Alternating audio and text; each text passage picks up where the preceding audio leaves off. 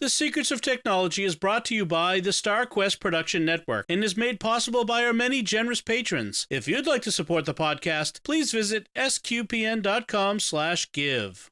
You're listening to The Secrets of Technology.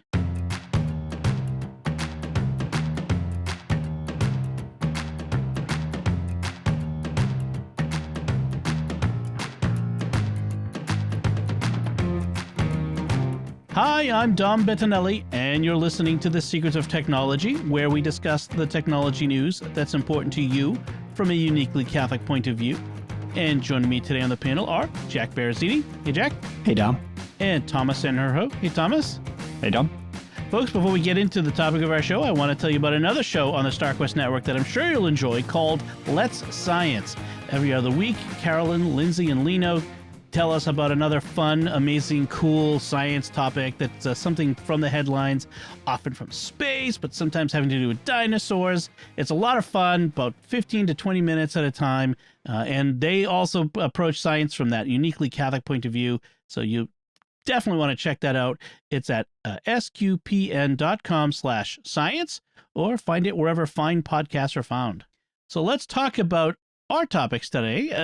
Today we want to talk about, our main topic is about car security technology. So not just car technology, that may be another topic sometime, but specifically tech for keeping your car safe and secure. And there's several different elements of it. And so we can almost talk about like layers of security from the outside in. So there's a lot of different ways to secure your car, from theft and from damage and that sort of thing. So maybe let's start outside the car and talk about car security from being stolen out of your driveway, say. And one of the ways to do that is with a security camera. Do either of you guys do home security cameras on the outside of your home? I actually don't have one, no. Yeah, me neither. Okay.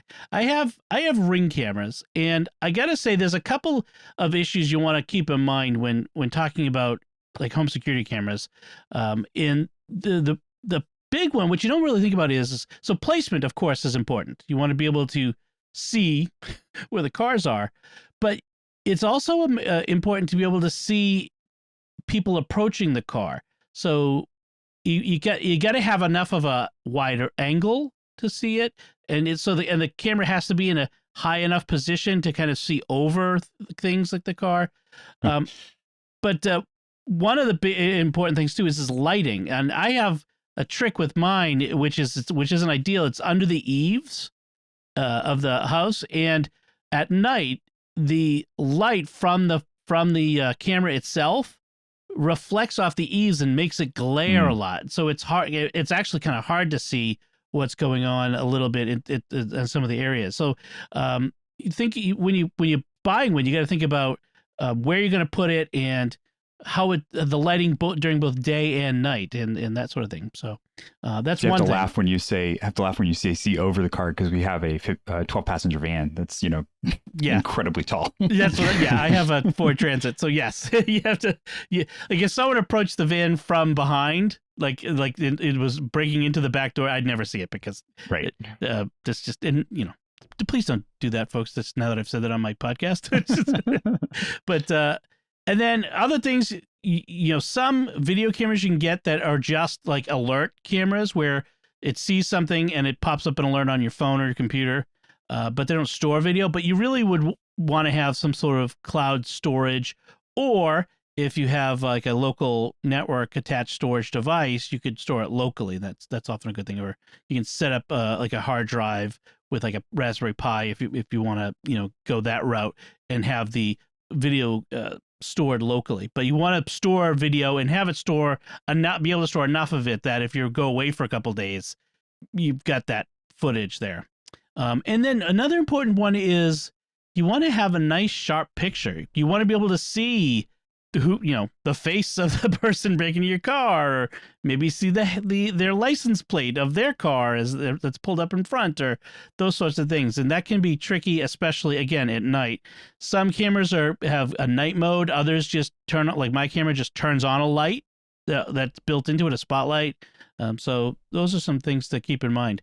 You guys have any thoughts on the camera front, the surveillance camera front?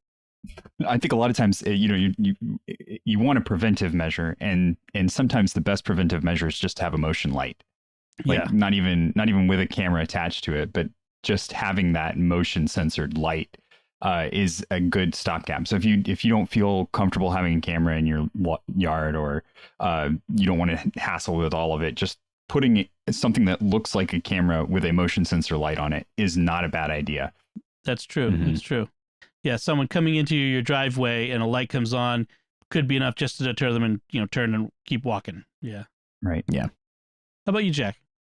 I was going to say the same thing. Like, lighting is going to be a deterrent more than a camera a lot of the times. Like, even if you just keep your like garage floodlights on or set them to automatically come on at night, that's usually going to keep people away.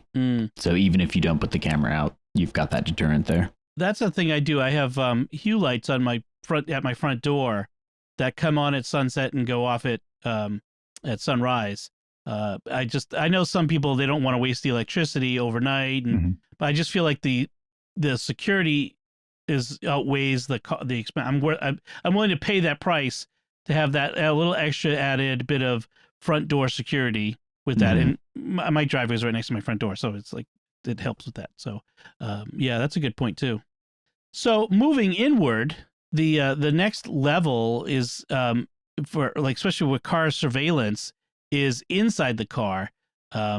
There's a device called the Owl Cam, which is pretty popular. It's a little pricey, I have to admit that up front, but they're kind of the as far as I can tell, the one that a lot of people like. That's the best at this. It's an in-car, outside car. It's an in-car camera, so it sits. I think it hangs from the rearview mirror. And it's got cameras that look both outside the car but also inside the car. So, and what makes it different from like a typical dash cam is that traditional dashboard cams work while the car is on. This works while the car is off. So that if someone were to get into your car while it was off, it starts recording and it'll alert you. I think especially if your phone isn't present or something like that. I think there's a trigger so that it doesn't alert you when it's you. And I was watching, what was it? I think it was on the Twit network. One of the Twit hosts had this happen where somebody got into their car. Someone who wasn't supposed to be in their car got into their car to steal it. And they were able to like, hey, what are you doing in my car? Get out of my car. And they were like, and they kind of ran out of the car. So that's another option. But again, it stores the video in the cloud. You have certain amounts of storage you get a month, and there's a monthly fee and an expense there. So, you weigh that against, the likelihood of your car being broken into and stolen. Right. And the amount that your car's worth too. Yes. Right. Well, that's a big part of all of this is how much you want to spend. Issue, yeah. Right. Those are also good in terms of keeping a record of traffic accidents. So if you ever get in an accident, you have a visual record of if you were at fault or not. If you run into an issue where the other person, like where you're not at fault and the other person doesn't want to claim it, you have a visual record where you can point to that. Right. I have a regular dashboard cam that has also a camera out the back. So that looking out the back window so that I get coverage front and back. So yeah, if someone were to rear end me or someone cut me off and that sort of thing, yeah, you've got that footage now. In Russia, apparently, because YouTube is full of these crash videos of I have meteors falling out of the sky. Yeah, I have this weird obsession with watching these videos of cars crashing in Russia. But apparently this is a big deal in Russia, like because they don't have good car insurance. So this is the only way for people to prove, this is how I wasn't at fault. That guy was. They're very popular there. So that's why a lot of those dashboard cam videos are from Russia for some reason. Yeah, and I mean a similar one, but at a much higher level, is like Tesla has this Sentry mode, like because Teslas have these cameras built in all around it to help it do the auto driving and all that sort of stuff. But they're cameras, and when Sentry mode is on, it will detect people approaching from all directions. And if someone leans against the car, it'll set up an alert like, hey, don't lean here. And all, like, it goes like through several different levels of actions it takes to protect the car. I mean, that's, of course, it's Tesla, so you're paying for that, but it's kind of wild. I have a buddy who won't buy a Tesla until he can afford one that has the Sentry mode, because it's not on the like Model M or whatever the lowest level model is. It's not only on the higher level models. And so he's like, I'm not going to buy one until I can afford that, because, you know, that's the marker right there. That and autopilot. Yes, I want the autopilot. But there are all kinds of other, like, there's also, of course, like the traditional kinds of car security technology, like car alarms. I mean, there's the typical, a lot of cars have car alarms built in as it is, but others will have more high tech sorts of car alarm, proximity smart alarms that have to do with your smart home and that sort of thing. But then there's some older things too. I know at this point, I know that there's a lot of listeners that are saying, well, I'm okay because my car is an old car. Nobody wants to steal my car. And I'm going to tell you right now that the interesting thing is there's a sweet spot right in the middle, right? There's like the really, really expensive cars that are worth trying to beat all of these high tech measures for. Yep. And those are going to get stolen more often than some other types of cars. And then the cars that are very clearly not secured in some way or another. So older cars that have physical locks with no indication of a security system at all, those are an easy target because they're easy to steal. And so that sweet spot in the middle where it's just good enough to have like some kind of security system, but not worth enough to steal and have to overcome that security system, that's where you want to be. Yeah, most car thefts are not the high end, gone in 60 seconds, Fast and the Furious sort of car thefts. They're regular cars. They because the cars that there are millions of them on the road, and therefore lots of opportunity to sell parts. Right. And that's what they want, or joyriding. I mean, that sort of thing. And they need a vehicle to drive somewhere. So yeah, and the fact is even a small deterrent can be enough. It's the old adage is, it doesn't have to be, you don't have to turn your car into Fort Knox. You just have to make it more difficult to steal than the next car over. Like a little bit of the survival of the fittest going on there. But yeah, it's so just enough to safeguard you. I like the lock picking lawyer's statement on YouTube that locks are there to keep honest people honest. Yeah, and that's kind of the same thing with security on your car. It's there to keep people from that temptation of doing something that they could do if they wanted to, but it's like that's just too much effort. I'm not going to put that much effort in. Right. It's the same kind of thing with if you get like an ADT system and you get that little sign you put out in your yard. A lot of those third-party alarm systems for your cars come with window decals to put on, and if you put those decals on, 9 times out of 10, the sticker is going to be what deters people from stealing your car, not the actual system itself. Right. Or the blinking red light on the dash, or that sort of thing. Which I've heard of people installing blinking red lights and that sort of stuff. Just it's just enough. It's just enough. Well, let's talk about some of the other sorts of anti-theft devices you can get, like from high tech to low tech. So there are GPS trackers that you can install. They get wired into the car wiring system, and they're made for auto, like LoJack in the old days. I don't even know if LoJack is still a thing. I didn't actually look that up beforehand. I just thought of it, but like a GPS trackers, they usually require a subscription. They connect to the satellite and they transmit, location for the vehicle. Some newer cars have it built in to the car, so there's that. But as we saw in that news story from not too long ago from Canada, there was a report that some criminals might be using smart tags to target vehicles to steal. They were hiding a smart tag, an Apple AirTag, not smart tag, AirTag, in a vehicle, and then tracking it to the house and then stealing it there. But there's nothing that says you couldn't do that yourself, like put an AirTag in your own vehicle or a Tile or any of the other commercial consumer trackers, which only works if there's other devices nearby, like iPhones or with Tile, other phones running the Tile software that to tell where the vehicle is at any given time. But given the popularity of iPhones, that's probably a good bet that there'll be an iPhone near that car at some point. Just be careful. You might end up breaking a parts chop shop ring, you know? Yeah, right. Your car ends up in the chop shop. Yeah. And Don't go to find your car yourself. Call the police and tell them I know where my car is.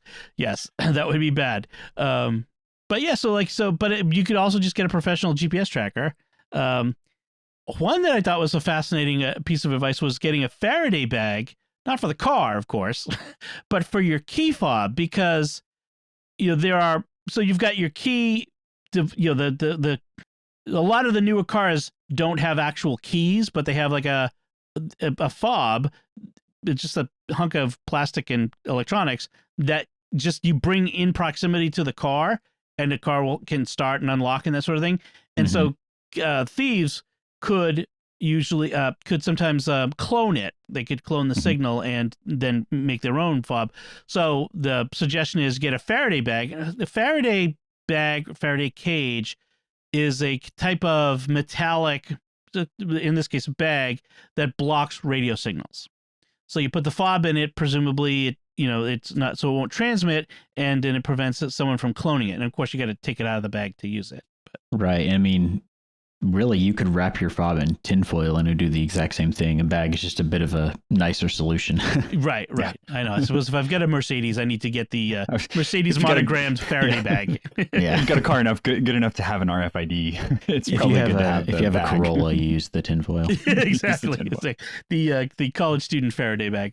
Yep. and I think this is one to kind of note too. It's not complicated tech. It's complicated enough that it requires a little bit of sophistication, but it's something that you could fit into a satchel on your side, and all the person would have to do is walk up beside you and rub up against your side that you put the key into as you got out of your car, and that easily they've cloned your RFID and are able then to use that signal to get into your car. And the crazy thing about it is that not only does that open the door to your car, but it also typically starts your car as well. Right. So for a lot of cars, it's both and. Right. Typically in the higher end of cars, but that's getting more common these days. And then there's some things like were around when I was first learning to drive, like steering wheel locks. There was a brand name for that. I forget what it was, but it looks like a bike lock, but it's got a little locking device in the middle and two hooks facing outward, and you just put it in the wheel, in the steering wheel, and you pull it out and lock it in.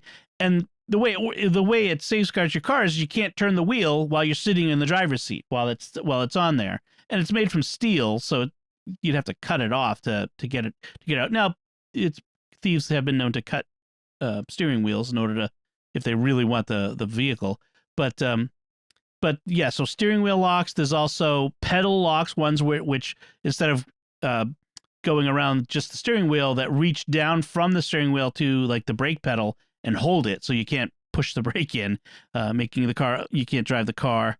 And then there's even like tire locks, or the Denver boot is what we used to call it. But you can buy it for your own car, and you can put it on there. That's really more of I think it would be a long-term solution. Like if you're leaving your car for a period of time, like you're going away. Yeah. I can't see you doing that. Like you're in your business suit and you've got your boot that you're trying to unlock from your car. It just doesn't seem logical. I think the boot would be a deterrent too, just because people would assume the police had already tagged your car. Exactly. You could put a whole bunch of papers under the wiper. Make it look like the cops have been there with tickets. But the big thing of this is the cost and benefit. It's like the cost and complexity and time. Like that's one of the things, like when I had a steering wheel lock when I was younger, I never put it on because it was such a pain to, like, you have to, fish it out from the back seat and put it on there, and you had the key and get it out, and then you come back, you're like, oh, I got to unlock the thing and get this out of the way. And you're just like, I'm just going to the store for a minute. I don't want to have to hassle with that. So the more hassle it is to use, the less likely you are to use it. And so while it's cheaper and lower tech, it may not be as effective at safeguarding your vehicle as perhaps a higher tech solution would be. So there's something to keep in mind. So Thomas, you had something you wanted to say about car updates, the computer. Yeah, so I think a lot of people forget that modern cars have computers in them, and those computers are largely in some way or another connected to the internet, especially in cars that are like, I know that all the VW cars have some signal that goes back. So if you've ever wondered how you ended up getting that service email from your dealer right at the time that you were coming up on that umpteen thousand mile service, that's how it is because there's something in the car that's kind of phoning home. And that computer does need updates occasionally. So two things that you should make sure you're doing is, first off, if you take it to a mechanic that's not your dealer, make sure that they are aware of and are running updates that come from the dealer on your car. They should be doing it. It's part of the maintenance that they're doing because they have to access the computers anyway. And to do that, they typically have to get an update. And I mention this because I was sent to my dealer from my regular mechanic who works on my model of car, and they sent me back to the dealer to get an update run because they couldn't get into the computer anymore because this update had run and their software was not allowing them to get into the older version of the software that was still on my car. And two reasons for that. One, it's just better for your car because in the long run, that computer keeps information that your mechanic needs to know in order to fix things.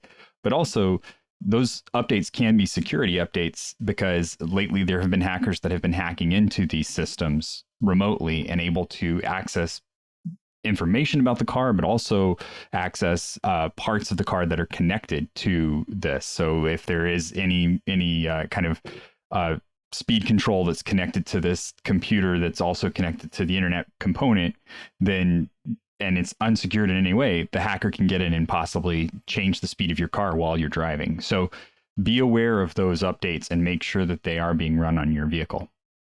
Very good. Yes. Our cars are now rolling computers, and you don't break your car because that could be very bad. Yeah, keep your.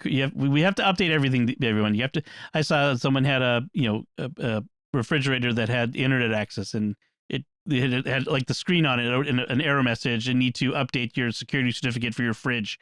This is the world we're living in these days. Yeah. So that's about all I had for all the different car security tech that I could think of. I've got a couple of links to some lists of best security cameras, best car anti-theft devices, that sort of thing. I'll put in the show notes. Any other car security thoughts to share on that, guys?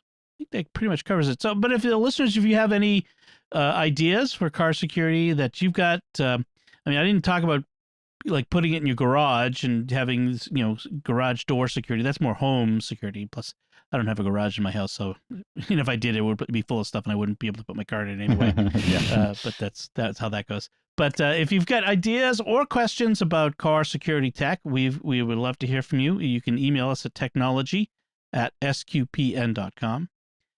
So before we move on, I want to take a moment to thank our patrons who make it possible for us to create the secrets of technology, including Sam W., Julia W., Karen M., Isaac K., and Bennett G.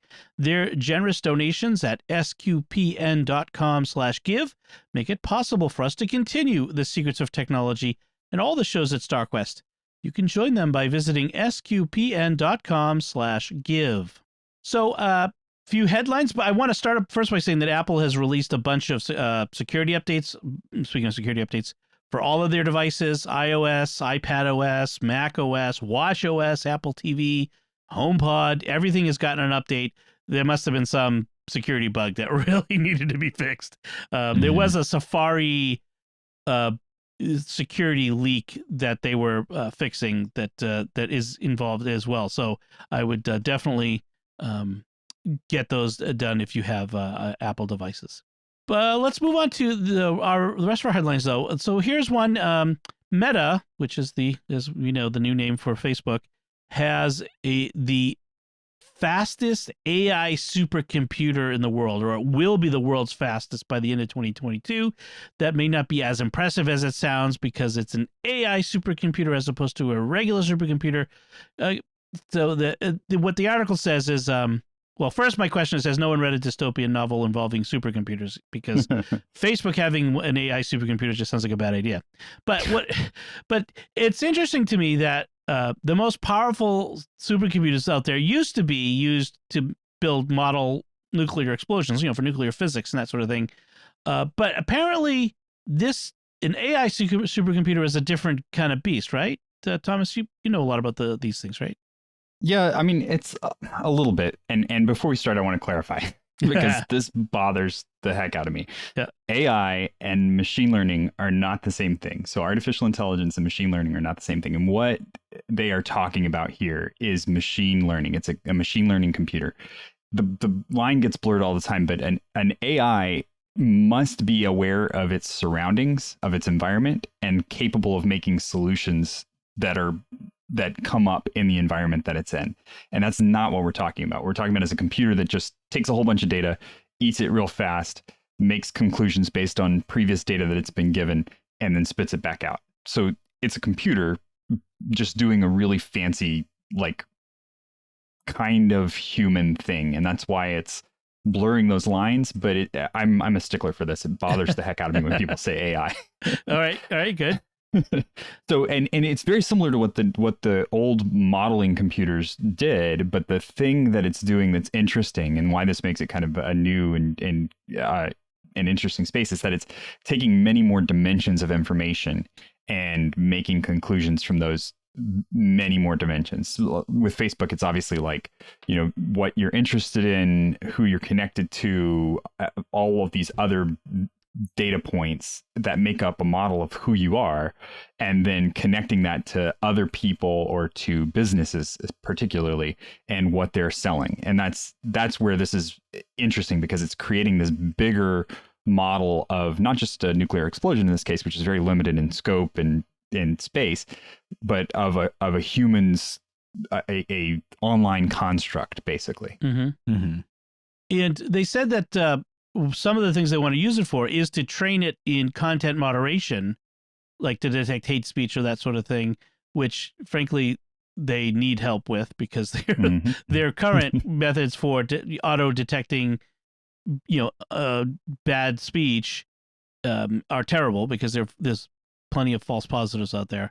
But also, like they said, helping design their future VR systems, because they're the whole metaverse thing and all that sort of stuff. So it's kind of interesting to see that they talk about how big this is.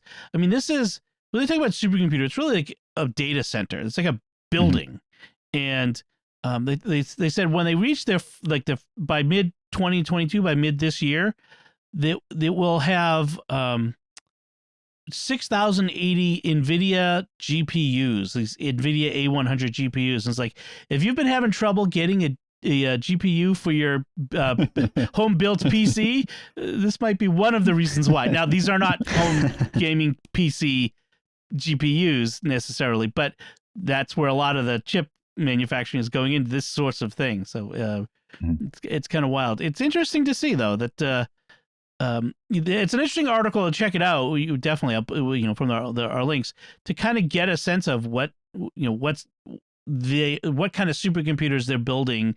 Why would Facebook need a supercomputer, and it explains some of that. So it's pretty cool. I really want to see the architecture. Like the article was neat because it's talking about the really, really high level of things, but I want to see how they are building these things to connect to each other. Like, is each one of these pieces a node in the machine learning piece, or are there multiple nodes on the thing that then did like is it a congress of machine learning machines, which would be incredible. I'd love to see what exactly they're doing with it. Yeah, there's a blog post linked from the Verge article that might have more data. I wouldn't be surprised if they didn't have some kind of white paper about it. And they have some pictures too. So nothing too extensive in the pictures, but there is more information at their blog post about it. So then the next headline is still talking about big tech companies. This one's about Intel. There was a big splash in the news the other day. I mean, including President Biden talking about it. About Intel is building a multi-billion-dollar chip manufacturing plant in Ohio. It'll be the first one built on U.S. soil in 40 years, the first new one, so on and so forth. And while it's kind of a big deal, it's not as big a deal as they make it out to be. This isn't going to solve the current problems with supply chain issues for CPUs and cars and appliances. And it's going to take years to build. It's only so big. But what do you guys think of this story? And I mean, is this a big deal, or is this? I mean, I think just in terms of bringing like manufacturing back to the US, it's a big deal. And it's nice to see that, like, if you open up like an old Commodore 64, all those chips were built in Texas. Right. You don't get that anymore. Everything else is built overseas and it's mostly contracted through Foxconn. So it's nice to see computer manufacturing being brought domestically again. I know, like you mentioned, a lot of people have been talking about whether or not this can impact the chip shortage, and that has to do with getting the materials themselves. So it doesn't even have to do with where you're building the stuff. So it has no bearing on that. But I think it's a good thing to see, and I hope that this is a trend that continues. Yeah, I think a trend is the key. I think I'd like to see more and more companies doing this sort of thing, bringing this stuff here, and because not just because it give jobs to Americans, but also just because it's better to manufacture things here and not in countries next to giant countries that might invade them, like Taiwan, right? That sort of thing.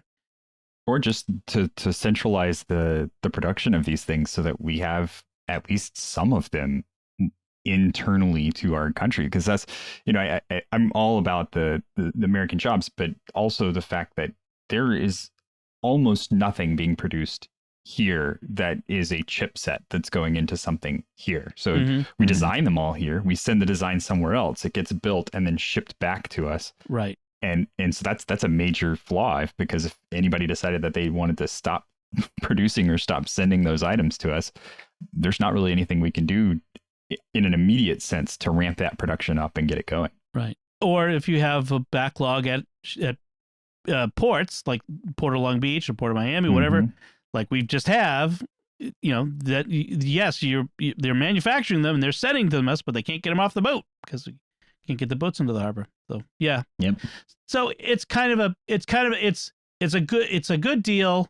It's not like mind blowing. And the president is talking about it solving all the problems. It's not that kind of a big deal, but it's a good thing. I will say another thing about it too. I like the fact that it's a high tech production in the U.S., because that's something that we've been really bad about in a long term sense. That most of the factory production that we've had in the U.S. over the last couple of decades has been geared towards low tech, and I mean like cars and just devices like that are very low tech. Yes. Yeah. And so it's almost resources instead of actually the stuff that we use on a regular basis. Yes. And they talk about like it's going to provide 1,000 jobs at the plant, and the average salary will be $135,000, and so they're good paying jobs, and that's good to see. It's good to see. So so our next headline is this one. It's out of Washington State. So as of January 1st in Washington State, the law is that when you sell your home, in addition to giving information about plumbing and insulation and the structural defects and the utilities, you also have to include information about your internet connection of the house that you're selling and the provider that you've been using. And that's kind of interesting. It kind of tells us a little something about the world we're living in today, which is that a broadband internet connection is a lot nowadays as vital to our homes as the electricity and the plumbing and the insulation. What do you guys think of this? I mean, is this something that should spread? Is it meaningful? Does knowing what the last owner had for internet provider make a difference? I think if you care enough about it, you're going to be able to look that up in about 20 seconds. Yeah. So, I mean, sure, but I don't think it really matters, to be honest. On the turn of that, I'm going to say that at my house, we have an experience with the providers, both the two providers that we have in our area that are, the two competing providers. One of them is fine. The service works, but their customer service is so abysmally bad that I will not use them, even though they sometimes tend to be cheaper and the service is actually better. The other company that I like the service of, I use, but every time it rains, their wires, something about the wires in the backyard makes it so that the connection goes down. It gets interrupted. It goes down. I don't know. It's the weirdest thing. And it's something that you wouldn't know unless you lived here and that you've experienced it. So it's something that you could, you can look up the speeds and things like that, but you can't tell the physical state of the house that you're in. On the same token, though, I would think that would be something that you just get information from when you're talking to the homeowner, because that would be the same thing as like on windy days, the electricity goes out because the cable gets messed up, and that wouldn't be included in what electricity provider you're going from. So I think really it boils down to when you're buying a house, make sure you have all the information, like all the different, jiggle the handle kind of tips that you need to get from the homeowner. And I think if you're worried about the internet, that's going to be that kind of thing that goes into it.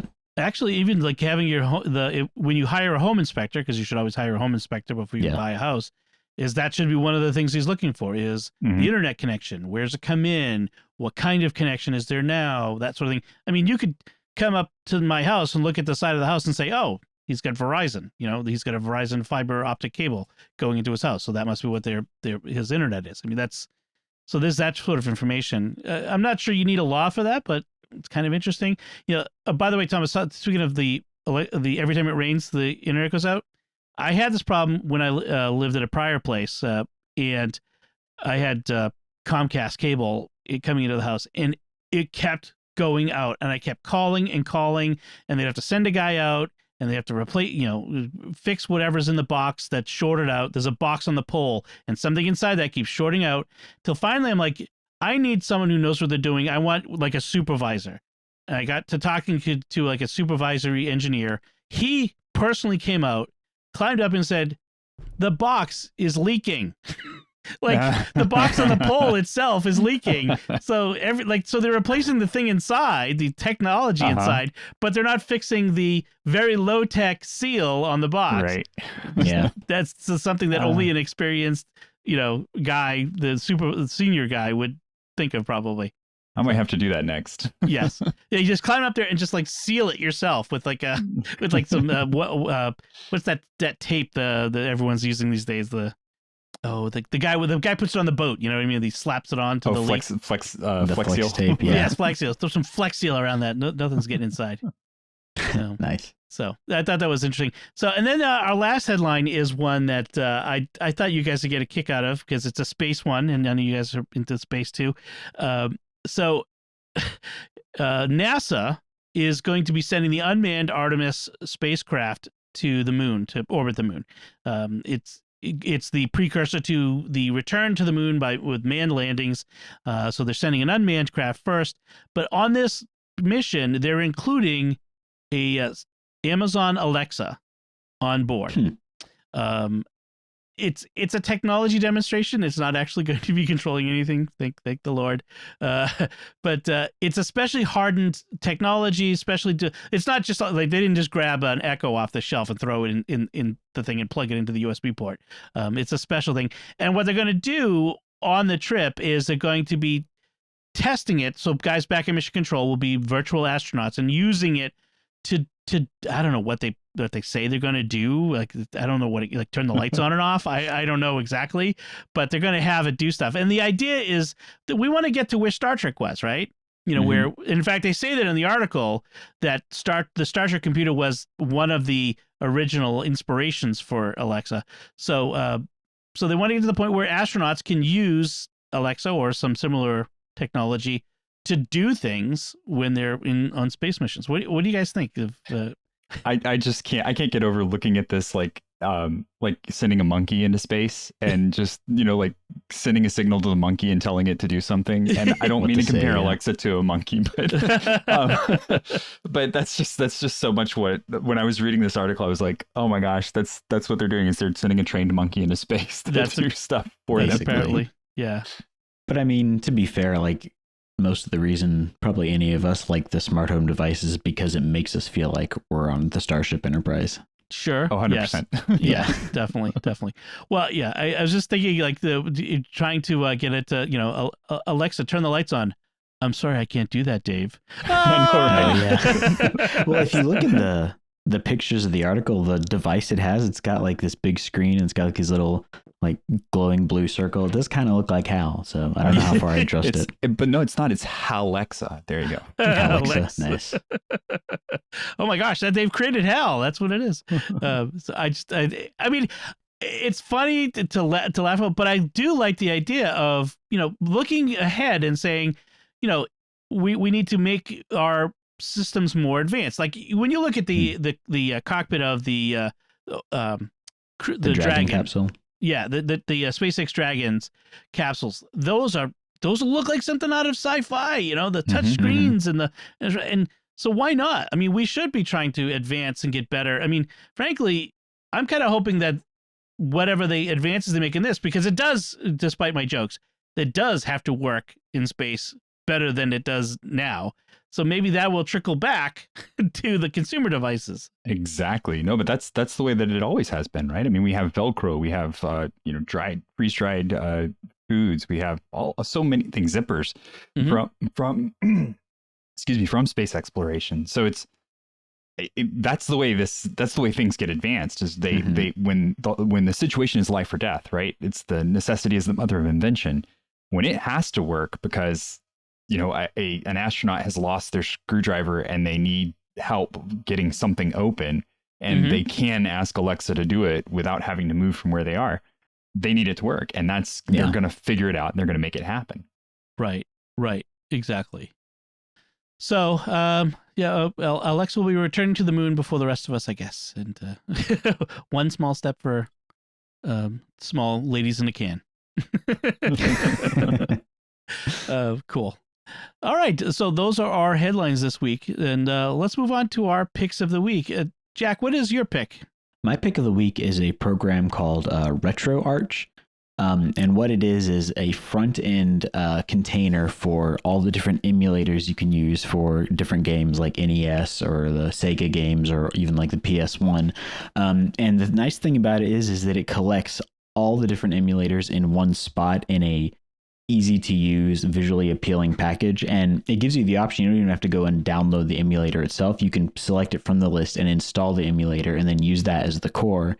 And then you can download the different games or get the different games you want and organize it all together. And it gives you like one central place where you can launch all your different emulated games. And it's completely free. It's open source. It runs on Windows and Mac OS and Linux. And it really just simplifies. It simplifies that process. You can even install like the Commodore 64 and like the old Apple II emulators on there. And they, instead of going through the command line structure that you would use or the terminal, you can just run the game straight from there. And it just cleans it up and it makes it a lot simpler. And it's a fun thing and it's totally free. Cool. I like that. So the emulators you have to bring your own emulator? Your own games, your own ROMs? So yeah, you have to bring your own ROMs, but all the emulators are basically, they have a download list inside RetroArch itself where you just click on it and it installs that. And then you get a drop down where you can pick basically what computer core you're going to run off of. So if you want to do like PS1 games, you just select that and then you point it to where your ROM files are and away you go. Cool. Oh, I'm going to have to definitely check that out. Yeah, excellent. Good pick. Thank you. Thomas, what's your pick? Okay, so keeping with the car theme, I have this little device. My mother-in-law, since the pandemic started, she has been stuck inside, and she has become best friends with all the people in QVC. And so she's been buying a lot of things for us. And one of the things she bought was a thing that my wife and I were both kind of like, oh, well, that's a neat novelty item. It'll be good to have in the car. But it's a Halo Bolt. And what it is a car jumper and an inflation system. So it has an air pump inside of it, and it also has a jumper cables on it. And it's a little battery. You charge it up and just make sure that it stays fully charged before you go out. It's also got a light on it and some other things. I cannot tell you how many times I have used this thing since getting it. Really? It is amazing. Not for myself, even just just this last weekend, my son was going on a scout trip, and we checked the pressure on the trailer tires, and they were all low, and nobody could get their truck over to the thing to be able to use one of the plug-in air pumps. And so I grabbed this guy and pulled it out. It was only at 50%, but I got all of the tires fully pumped up to 50 psi within 40 minutes. And I just had to sit it there. The worst part was that it would heat up. The temp of the actual pump itself would heat up too much, and it'd have to cool down for a little bit so I could use it again. Didn't even use 20% of the battery to do it, and it worked great. So wow. Definitely recommend I think they're like $200, but for $200, it is security in a can. You put it in a bag, leave it in your trunk. Anytime you need it, it's ready to go. Wow. So the one, and I've jumped cars with it too. So the jumping works as well. So the one in the link that we have is $100. I don't think it has the air pump in it. Oh, maybe that's what it is. Maybe that's the difference then. But yeah, that's the tricky thing is air pumps, car, like jumping a car battery, that requires more oomph than your typical portable USB charged battery can give. Right. So there has to be designed for that. I had a pick of the week a while ago that was similar. It could jump a battery, but it didn't have the extra bits like that. And the nice thing about that is I don't like connecting my car battery to someone else's car battery to jump it, because I'm always afraid I'm going to do it wrong and blow up my battery. Right. Whereas with this, you're just connecting. The worst that could happen is you mess up the little battery thing, the Halo. Bingo. So that's a great idea. The trick is to A, always have it with you. B, always make sure it's charged. So I have a reminder in my reminder app to every once in a while to bring it in and make sure it's charged, and return it to the car. Right. So that it's always there. Yeah, that's a great. It's pretty too. They come in lots of different skins. Like you can pick all sorts of different skins for them. So yeah. mine's a nice classic gunmetal gray, and nice. My wife's has flowers all over it. Nice. So. That's a good pick. It's excellent. Excellent gift to give to like your kids who are driving now, college students. That sort of. I was a college student a long time ago, and I remember sitting on the side of the road on a Pittsburgh highway trying to flag someone down in the pre cell phone days, looking for someone to give me a jump. So yep. I know how that is. Awesome. So my pick of the week is interesting. It's a little different. It's a YouTube channel called Periscope Films, and it comes with a little story. So Periscope Films is they're historical films of all kinds, whether it's U.S. military, historical, they have ads and that sort of stuff, but they also have like industrial films. So the other day, my son was rooting around in my toolbox, and he pulled out a wrench, and he says, Dad, what does drop forged mean? Because it's what it says on the wrench. I'm like, oh, that's, yeah, I have no idea. And then, so what do? Let's go to YouTube. And so I looked up drop forging, and I got this film, and it's got to be from like the 50s or 60s, and it was excellent. It was an excellent explanation of drop forging. It's like it's a whole thing where you heat up the metal and you pound it in a die to form the shape, and that technology hasn't changed much, like in reality, in several hundred years, really. I mean, back in the day, it was all like water powered, the forges. Now it's diesel or electric or whatever, the hydraulic, I guess. But in any case, it was a great video explaining it, and he loved it. I loved it. I'm like, what else do they got? And they had other, like how they make steel and all kinds of stuff. They even have a World War II cartoons created by Dr. Seuss for the propaganda films, like for training films. Private Snafu, which is funny because if you know what snafu really means, that's kind of funny. Dr. Seuss would be involved in that. They had they have the whole set of Why We Fight films by Frank Capra, the Catholic film director who made It's a Wonderful Life. So they have all kinds of stuff. So it's fun. It's a lot of fun. There's a lot of historical stuff. There's a lot of this interesting technology stuff. So definitely check it out. It's Periscope Films or Periscope Film. So youtube.com/Periscope Film. Definitely check that one out. Nice. That's awesome. Yeah. Okay, so that will do it for us this time, I think.